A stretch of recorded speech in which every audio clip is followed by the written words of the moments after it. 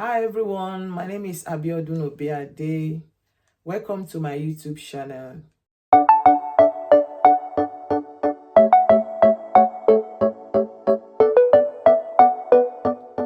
This is a continuation of my marriage story. Remember in episode 5, I mentioned that I collected my husband's number in Nigeria and I could not call him. After which I summoned the courage after a while and I called him and I spoke to him. He was happy to hear about our son. And I apologized for the breaking of our marriage. And that was it. Remember, I said that in episode 5. So moving on, I was continuing my life. So when it was around 18 years that we have separated, which is 2009, I messaged him. I said, okay, I need to come to Nigeria. We need to talk. I don't want to make it a phone conversation, as it's been a while and it's been a long issue, a long story. So I traveled back home. I said to him, he should wait for me at the airport, which he did. So we sat down, we talked.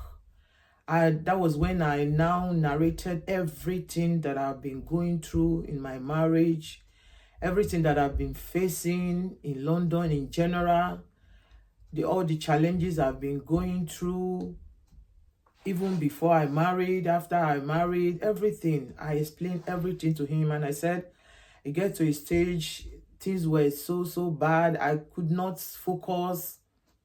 So anyway, I pour out all my heart to him. So all he could say was, it's okay that in life we have challenges. In marriage we have to face it and carry our cross. And he said I should be praying, that he will be praying for me also. So I said, okay, even though that wasn't what I was expecting to hear. I said, okay, I don't know what's happening to him. I don't know what was going on, but at least I was a bit relieved that I've seen him again after 18 years and I've poured my heart out to him. So before I came back, he located me and gave me some books, which one of them was Prayer Rain, that was written by his general overseer then. Said I should be using it to pray. So I said, okay. So I came back to London. So after a while, he would be messaging me. I would message him. He would be encouraging me to be praying and all that. And I said to myself that, what is this man talking about praying? And he gave me a prayer rain that I should be praying. That this is not what I want to hear. In my mind, I was saying that I want to hear some positive things from your end, but you are telling me to go and be praying despite everything that I've told you. I said, okay. I didn't say anything. So we were communicating. So in 2010, that was when he now opened up and said he too was facing similar challenges. In my mind, I say, oh wow, okay, that's a big step. So he said, meanwhile, he's been praying, and the revelation that he's having, everything that God is telling him, is to go back to his first wife. That God said he should go back to where he first started if he wants to fulfill in life. But to him, he was battling this message because it's like someone is quarreling, not quarreling, because someone was saying, God, are you sure of what you are saying? When a man of God that is saying, God, are you sure of what you are saying? He was saying that how can this be possible? We've been separated for 18 years at that time. We've both married, have children, And God is saying that I should go back and look for her. How is that possible? I see this that as something that cannot be possible. So he didn't, he started praying. He continued praying. Pardon me. He continued praying. So then we were communicating. So after a while, I now told him that, okay, now that God have told you this, and what is the step that we need to take? So he said he's praying. He started going to from mountain to mountain, different churches, to go and seek the face of God. You know, to him, it sounds so big that how can this happen? So he started seeking the face of God more than before. So meanwhile, he didn't tell me this. He told me after. So after a while, I now called him. I said, look, I said, okay, God has told me that I need to go back to you. God has told you you need to go back to me. And you are not making a move. What's the next thing? What should we do? Okay, if you don't want to make any move, then I don't mind. I will leave the marriage I am, and I would rather stay single. I would rather stay single than to die in the process, because it's unbearable for me. So I told him this, and I stopped communicating with him because I see him as he's not serious. He's not ready to make a move, even though God has spoken to both of us in a different ways already. So I stopped talking to him at that time. I stopped messaging him. Even if he messaged me, I won't reply. So after a while again, he now messaged me.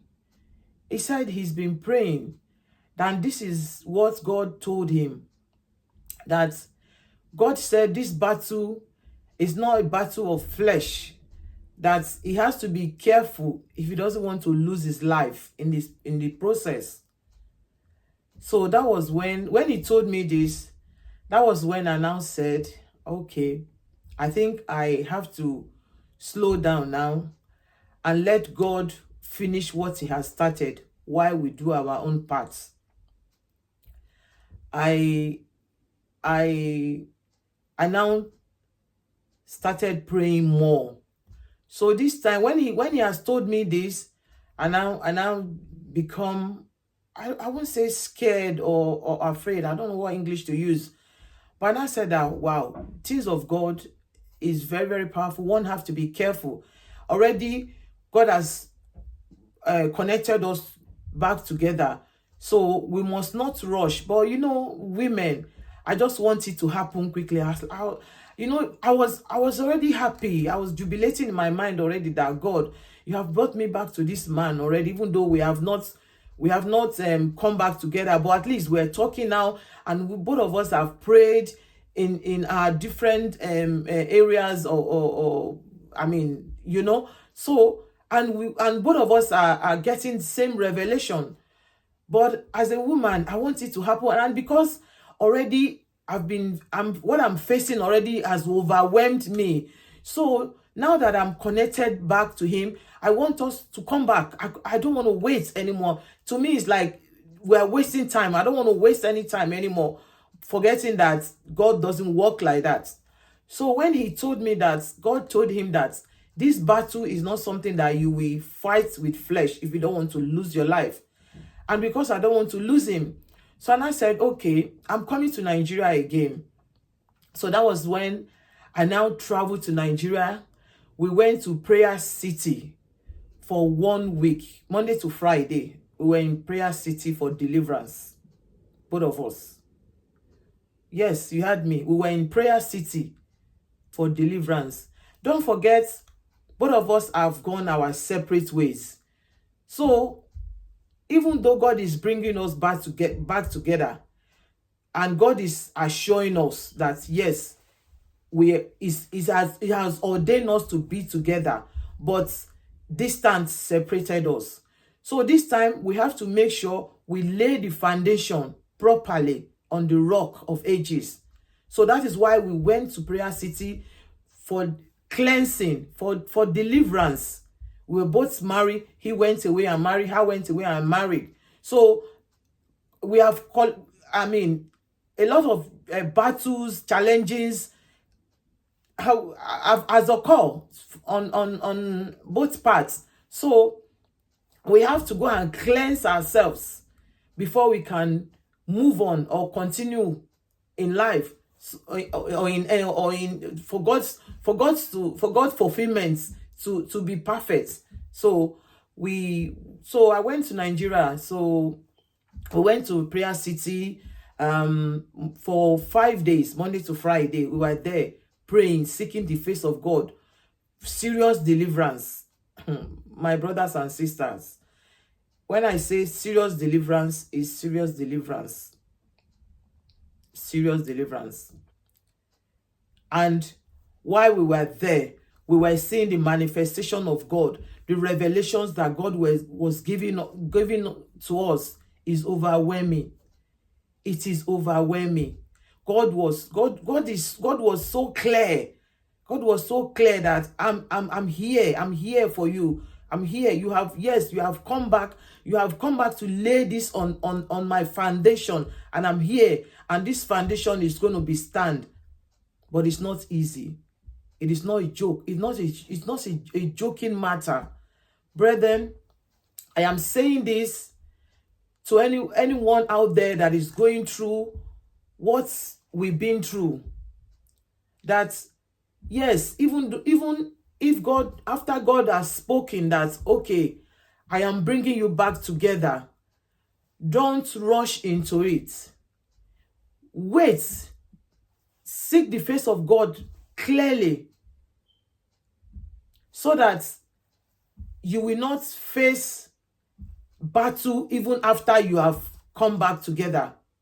You will not face challenges that you will not be able to overcome. So don't rush into it. Let God guide you step by step. It is very important. Very, very important. Thank you so much for watching. Until I come your way again, my name remains Abiodun Obiade. Thank you. God bless you. This is just the beginning. This is just the beginning. You have not had anything. This is just the beginning.